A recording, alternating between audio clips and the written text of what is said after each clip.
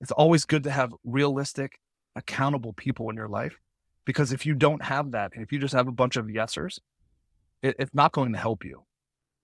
If you find a need, present it and just see what happens. Because if you don't ask, the answer is always no, baby. The more structured you are, the more focused you are, the more strategic and almost sniper-like you can be, right? In order to hit whatever it is that you're going for. Because, if you don't have a target, you'll hit it every time.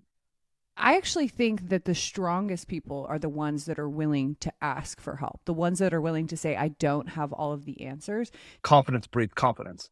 So whenever you're selling a policy, it leads to the next one, to the next one, to the next one. So.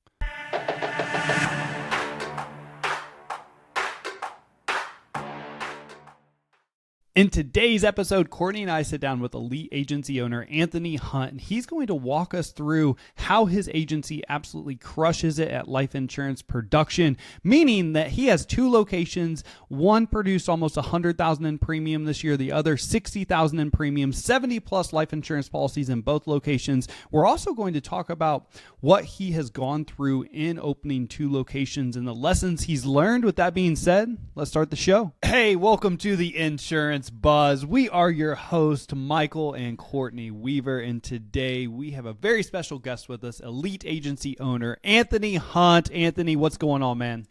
Not much, man. How are you? We are so freaking pumped to have you on today. We're excited with where this conversation is going to go. We're going to talk about life insurance. Yeah. We're going to talk about multiple agencies. Yeah. We're going to talk about how great the Kansas City Chiefs are in comparison to the New England Patriots. We're going to... That's how we're starting this episode. That's how we're starting the episode with low blows. Let's go. I can dig this already. All right. So, Anthony, I want to lead right in with, so you participated in our 30 Life in 5 Days challenge back in September. Your office wrote 24 life apps and $40,000 in premium in 5 days. And so I just want to go into, hey, like, how did you get your team fired up, ready to rock and roll in the 30 and 5? And what do you think led to the success during that challenge? Because you had massive results. Yeah. So one of the things that we had done was we had signed up for your sales academy, I don't know, probably a couple months prior to that. And then I saw on Facebook, you were doing this 30 and 5. So I was talking to my team because they were set up for some goals in order to kind of finish the year off. There was a promotion that we were running through the end of November, and a couple of different things. So I asked them, I said, I know that we have the Weaver Sales Academy. Would you guys like to take advantage of this? I said, because for the investment, it's not much, but what we can get out of it would be tremendous. I said, could you imagine selling 30 life policies in 5 days? They said, oh my gosh, that'd be freaking sick. So I was like, all right. So I signed up for it. We did all that. The lead up to it though, the prep work, a couple of days prior, I think it was 3 days, right? There's 3 days. 4 days of prep, 5 days of action. The 4 days of prep, but it was just getting your list ready, getting things ready, getting things all set up. And I was listening to a podcast recently that actually helped with this. And it was, whenever you think of the sun, right? The sun is the hottest thing known to man. Mm-hmm. Plus, it has the most energy. But what it does is if you're trying to put all of that energy or focus over the earth, it just warms it up. But what happens if you get out a microscope? Just like focus, if you take all of that energy and focus on one specific thing, you burn a hole through it. So you just blaze through it. So like, let's go, right? So that's kind of what we did. So it's just like, hey, listen, today's about term bumps. Today's about final expenses. Today's about, increases. Today's about homeowners. Today's about, you name it, we've done it. And we've taken it even further than that. You have a loan on your car. What do you have to protect that? What do you have to protect this? So we've taken it in multiple different ways, and it's paid touch dividends for the office. So I'll never forget, you may not remember sending me this message, but you're like, yo, bro, what is this 30 and 5 thing all about? And I text you the answer and you're like, okay, is it worth it for real? I'm like, it's worth it. I guarantee it. All right. Like if you do it, you'll see results. And then you end up winning the dang challenge. Not only with the life apps, but $40,000 in premium in a single week. I sure did win. Insane. You have to be watching this. If money you're gun, not watching baby. this, Anthony has the money gun out, and it is now branded. It has your logo on it, and you are okay. Yeah, look at that. Let's freaking go, That's baby. bad to the bone.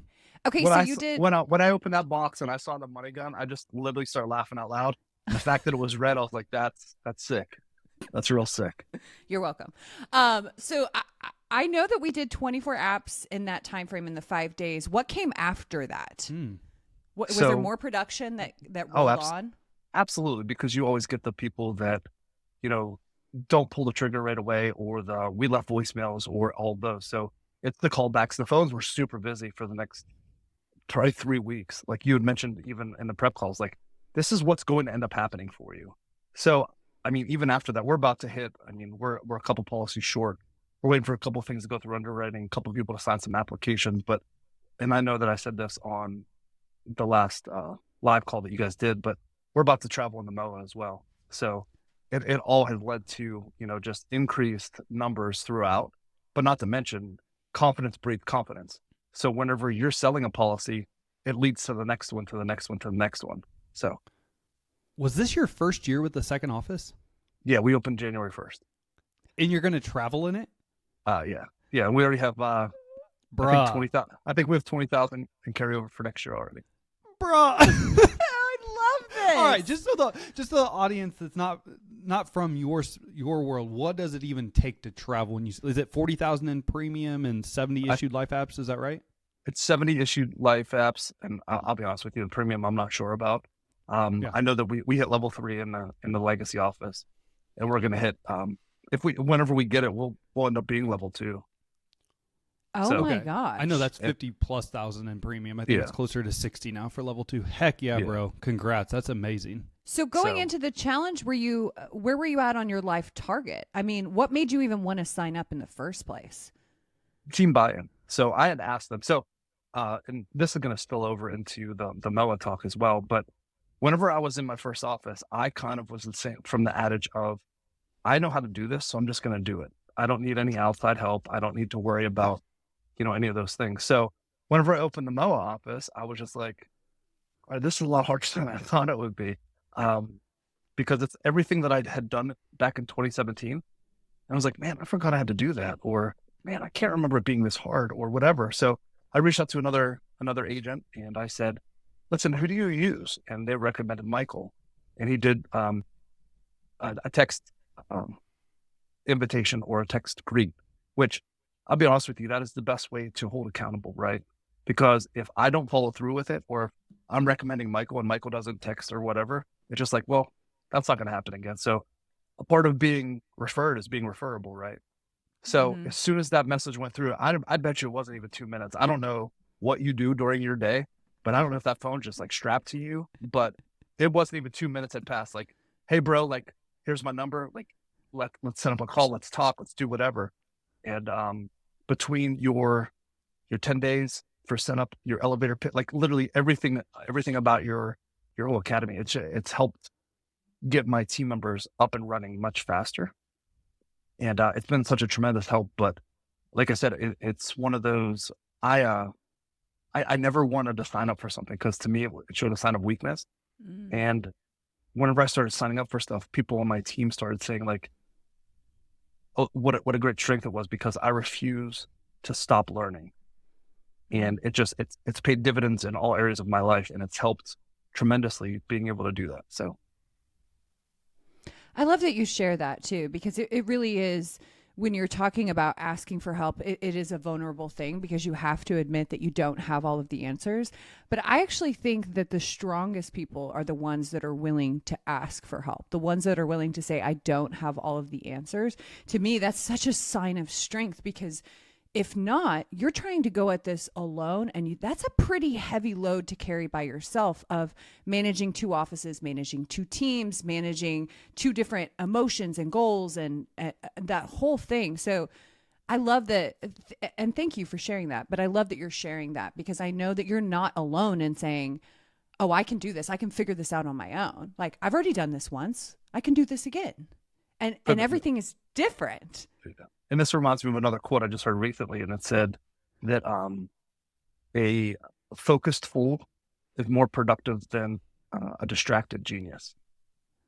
And it's the truth. So if you get distracted, it's just like, I get pulled here, there's something going on with this payment, this customer's not happy about whatever. It takes your time away from all those other things. So if you're distracted, you can have all the answers, but you just don't know how to put it all through. So That was a quote that I heard recently. I was like, man, that's so good though. Like, if you're a focus fool, you can literally get so much more accomplished than if you're a genius. You hold all the answers, but you literally get distracted by everything. Like, oh, squirrel. So you're just like off on this tangent. So it's just getting that dedicated focus with everything that we do. And I think that's what's made us so successful from the time we started through today. So I want to talk about the two offices because we're leading into that. And I love that you bring up a focus fool is better than a distracted genius. So where is your focus right now? So we have two offices. They're both traveling. They're both having success. Tell me a little bit about when you were turning into 2025, because the thing that I have noticed is I have seen all of the carriers' comp plans and promotions, and across the board, every carrier that I have seen, Allstate Farmers, State Farm, they have all increased life production. So now it's always been a life production focus, but now you can see it's tied into comp. We're increasing numbers. So when you turn that corner into 2025, where is your focus when it comes to production, team? What does that look like for you? It's going to sound super cliche, but my focus since the day that I started has always been on what I can do to help somebody else. It was interesting. Like even during internship, people were talking about like, hey, we're going to do this, or I'm going to buy this once I do this. And I was like, they're like, do you know how much money we can make? I was like, do you know how many people we're about to help? And like, that's always been my focus. And people always tell me that. My wife said this to me as well. She goes, sometimes I feel like you care more than they do, the customer or whoever you're about to help. And I was like, I'm okay with that. Honestly, it just frustrates me a little bit whenever it's just like, I know that this is better for you and they still don't want it, or they still just beat around the bush or ghost you or do any of those things. So, my singular focus has always been on the customer, but going into 2025, it's making sure my team is set, making sure like my office manager has everything that she needs, making sure that if she can delegate things down, that we're doing those things, making sure that even my service team, we signed up for another program because I want somebody that can literally just do all that service work, being able to pivot, being able to do this, being able to do that, making sure that we have everything set up, whether it's our X dates, whether it's our data mining, all of those things, everything is set up for next year. And, setting up the appointments and doing all of those things so that we start next year with a tremendous bang. Okay. So with the two offices, as you said that partly why you started looking and asked your friend who they used when they used Weaver Sales Academy. But I would be curious, when you started January 1 of last year, you kind of hinted at earlier, things were a little bit harder than you thought they were. It was a little bit more of a struggle. And so I would love to know what you've learned over the last 12 months of opening two locations. And if there was something specific you struggled at and had to work through, what would you say that was? If somebody else is getting ready to open a second agency, hey, this is where I struggled. This is something if you just do this from the very beginning, you won't see the same struggle. What would you say? So the first thing is, for anybody that doesn't know where I'm at, my legacy office, my first office is like in the heart of Pittsburgh. So it's about 10 minutes from the stadiums. My second office is in the suburbs. So it's about 45 minutes away from the stadiums or whatever. So it's 30 minutes from my house, 30 minutes from so it's just a big triangle. So whenever I first opened up, I had all the best laid plans. I hired a bunch of people last year, got them all trained up, ready to go. And they started falling off. Like this person quit, this person, didn't work out. This person just never showed back up. So I had, going into this year, I was like, oh man, we're going to be all set. Like I got eight more people come in and, both offices will be fully staffed. So I opened January 1st in my second office with my office manager only. And it was just like, all right. So, and then you get a couple other people and then they didn't work out. So then it's just like back to my office manager. So, if I would have, and I'll be honest with you, if I would have reached out in January, I could have all the knowledge. If I don't have a way to get it out, it's literally just useless. So I was at a point whenever I reached out to our mutual friend to find out who they used.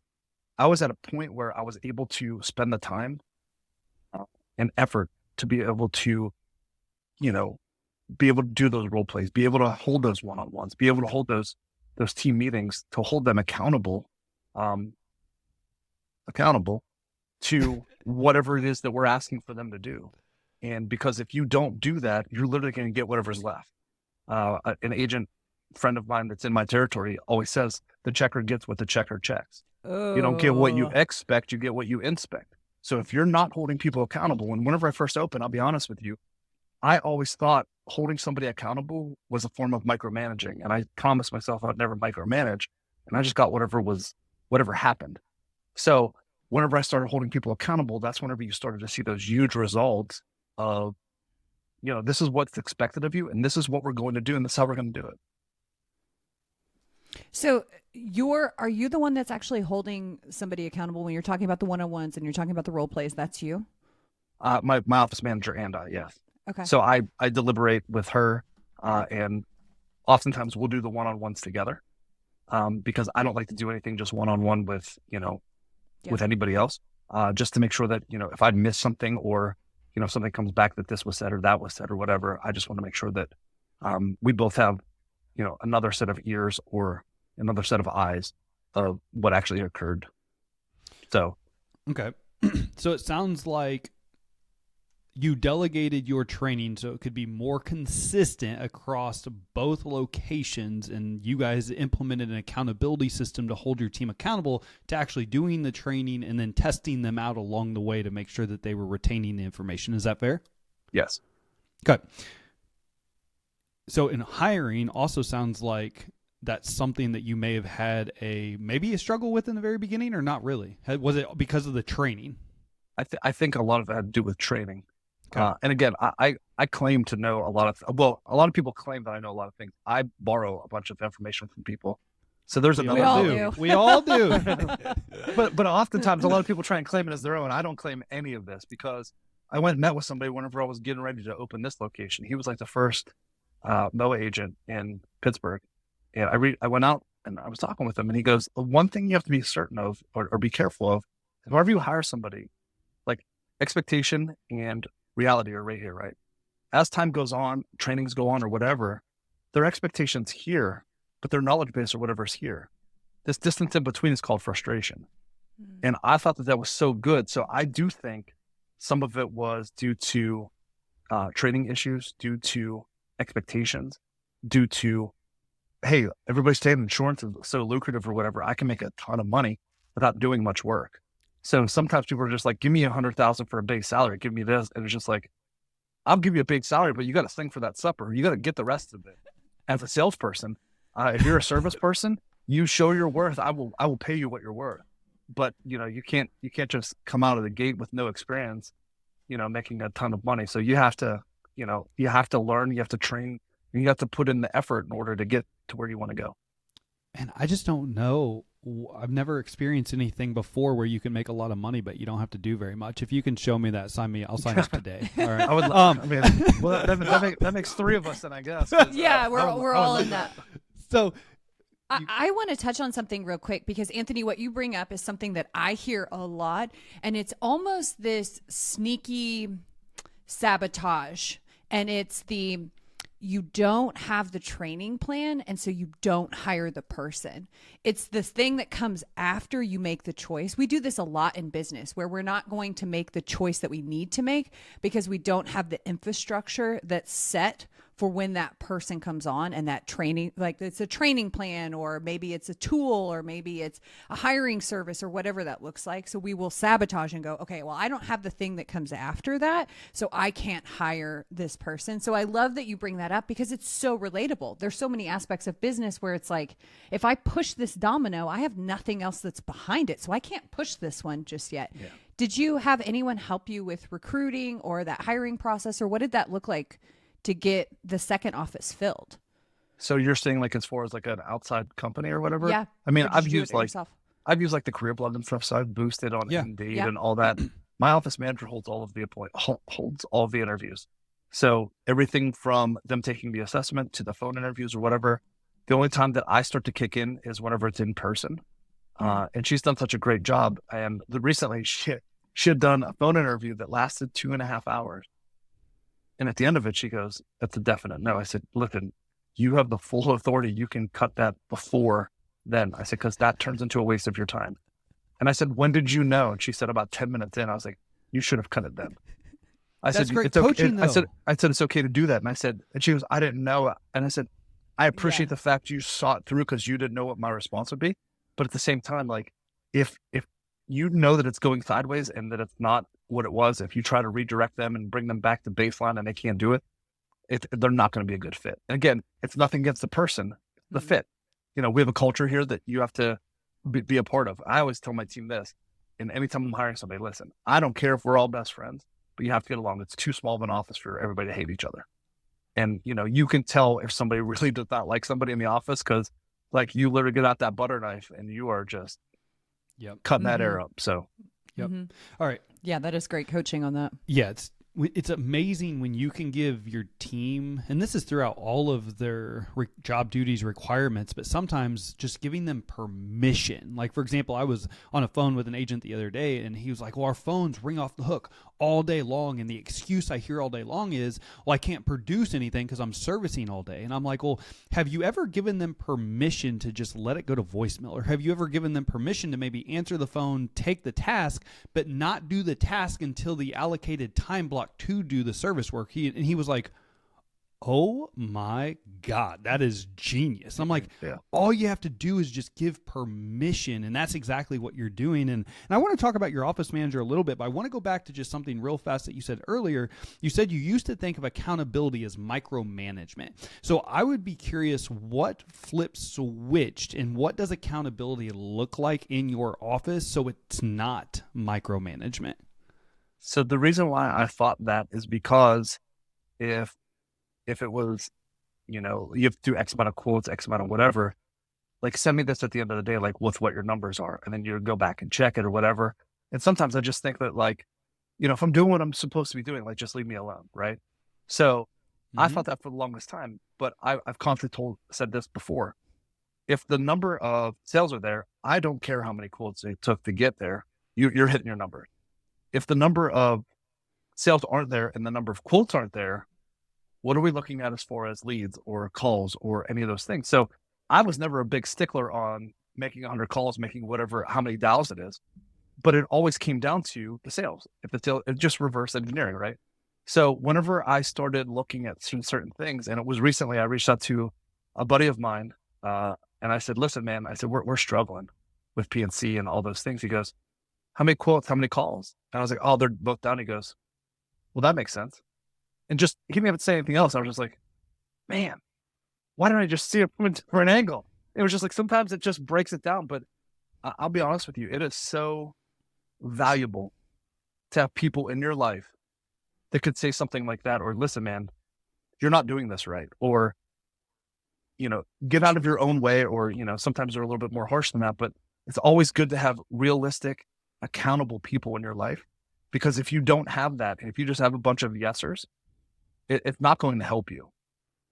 Having real people in your life is super important. And it really has impacted my life in such a better way.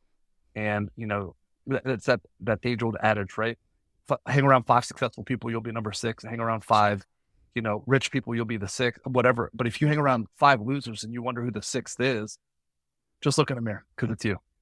So again, you are a product of those things. But going back to that thing you had said about the agent you were talking to, and I've said this to my team as well, if you look at service tasks, just a service task, that's all it will ever be. And I told them, I said, instead of service tasks, you should look at them as opportunity tasks because that's exactly what they are. You just flip your mindset, and what you think, what you say is what you become. It's just like, oh man, these rates are awful, or, underwriting's this, or service is that. That's all that you're going to focus on. That's what you're going to breed. But if it's just, listen, I know things happen. That's the way that it is. The only thing I can focus on is my effort and all those things. And I even tell my son that during soccer. I was like, listen, you might not be the best kid on the team, but if you don't give the best effort, that's when I'm going to be disappointed. And it's amazing. He gives max effort now, and he's gotten so much better. And now he's happy. He's, all those things. And I said this to my wife this weekend. I said, isn't it amazing? Like every time we watch him play, we're like, man, that was the best game he's ever played, because the effort's there. And then it creates more positivity and more athleticism, and like literally everything. So I think that even in small increments, you could take a youth soccer, you could take it to a business world, you could take it to a Fortune 500, whatever it is. If you take that creative, positive mindset in the power of your tongue, there's nothing you can't accomplish. I'm curious, Michael, you asked the question about what's the difference between accountability and micromanaging. because you've been in this position, I'm curious, what was the switch for you? The switch for me from holding people accountable to not holding people accountable? No, Or what was the I switch holding- between feeling like you were micromanaging people and you were actually holding somebody accountable? Yeah, that's a great question. I don't know what that switch was, besides a lot of it comes back to kind of what Anthony was hinting at, in my opinion, of there's a success formula. And if you're going to be in the office, I want you to be successful. You want to be successful. And there's just certain things that you have to do to be successful. And while I consider micromanaging, and I did this very early on in my career, where I would hover over them on almost every call, or we would have a conversation after every call. And what I realized is you don't need to hover, you don't need to micromanage. Like, at the end of the day, as long as you're having consistent communication on what we did on a weekly basis, that was the proper communication. Sure, I was coaching in the moment, but I didn't need to hover and basically hold accountable every single day. Like, hey, have you made enough calls today? Have you got your quotes in today? Which is ultimately what I was doing early on in my career. So I had to work through that as a leader, and the only way I learned was through burning people out and them telling me why they were leaving. And so that's why I'm so adamant. And you said this earlier, I used to hold people accountable to calls all day long. Whereas now it's quotes. I honestly don't care how many calls you do. I don't care the activities, just as long as the 3 conversations are there a day where you're talking to people about their insurance, you're having a conversation, you're presenting a solution, and you're asking for the sell 3 times every single time. And when we went to that route, and that's when in the one-on-ones, that's what I was coaching to, ultimately, they were winning, they were happier, and honestly, it allowed me to be more productive because I wasn't micromanaging them, so I could focus on my own productivity and my own career. So I don't know if that answers your question, besides I learned through doing things the wrong way the first time. Well, and that's actually the thing that, at least if I were to answer that question, it's that you have to give people permission to fail, because that's actually when they're going to learn. As long as it's not something that is a non-negotiable for you, which most of us have lie, cheat, steal. Don't lie, cheat, or steal as our like non-negotiables. Do the right thing. I think giving people permission, like that's how we all learn, is actually by touching the stove and going, stove's hot, don't touch that again. Like that is how we learn. So I love that we're having this conversation, because a lot of times when we're trying to modify or improve behavior, we do have a tendency to constrict and hover and go, okay, I want you to do it this way, instead of letting them go on an elevator pitch and say, what do you think about that? And getting click and going, okay, that didn't work. Let's try a different way. So Yeah. I just like having this conversation, because I think so many times as a high achiever and a high performer, we want to control things. We want to control the outcome. We want to control how are things done. And accountability is really more of a coach and a guide versus a controller. So I just wanted to have that conversation. I love that analogy. That's great. So let's talk about 2025 again. Life insurance. Are you going to do 35 again, Anthony Hunt? 100%. I mean, Let's go. If the other agents will have me. I love that. Okay, so I want to hear. So you did September. Time out. Or did you just basically come out and say, I'm going to go for a 2-peat? I'm going to go for a 2-peat. I'm going to try to win. Oh, wow. I didn't know that was the What I get two of these? Let's go. Oh my gosh, you just put it out there. Yeah. Anthony Hunt is calling the January 2025 30-5 winner already. Hell yeah. Okay, so why would you do it again? This is a question we get a lot. If you've done it once, why would you do it again? Because I think that with just the way everything is, it's not going to be the same exact content. It's not going to be the same approach. I mean, obviously, it'd be the same thing as like, well, why would you sign up for the We Were Sales Academy next year? You already signed up for it once. Don't you have all the content? Everything evolves, just like all these training programs. If you remain the same, you will go away. So I think that the reason I would sign up again, first off, it's so inexpensive. Invest in your team. That's 100% where you're going to get it. Invest in your team with your time and your talents and your money, right? If you can teach them something with your time, give them all of your talents. And people say, well, what happens if I train them and they leave? What happens if you don't, they stay? Think about that for a second. And then what is it? $200, $300? How much is the 30-5? For customers? Yeah. And then we'll have some early bird and then non-customer pricing. So but 200, but at the end of the day, it's max $600. Mm-hmm. But think about it. Even if it's $600, you sell 30 and 5, and then over the next 3 weeks, you sell an additional 10 or 15. You're already Legion of Honor if you're a State Farm. You're already Legion of Honor plus whatever else that you're looking at. But think about the meaningful conversations, the training that you're actually getting for your team, and then for them to think outside the box in different ways. You know, it was just mind-blowing to me. And I will always sign up. I'll go on record with this, right hand up.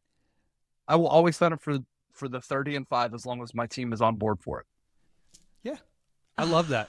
And the instant ROI. So you're getting a confidence boost. You're getting obviously a production boost, but the instant ROI on that, I mean, you make so much money in a short amount of time. There's just very little things, specifically in the self-development world, the training world, that you can sign up for and see immediate impacts and actually make money on your money. And that's exactly what the 30 and 5 is all about. It's not only a training, it's not only a confidence boost, it's not only a production boost, but it's like you see real time in positive investment on your ROI. So I love that. I would love to know, since you had so much success, how did you set up your days, and what was the conversation like with your team? Because a big thing is I need team buy-in, and you've talked about that, and you have great team buy-in, and they executed. So what was that conversation, and then what was your day-to-day structure like to implement? So I combined the 30 and 5 with a promo I was doing in my office. I'd mentioned that before, but the other thing that we can do, I mean, we've done like bingos for certain days where it's just like the morale's down a little bit. Just like, hey, let's play bingo, or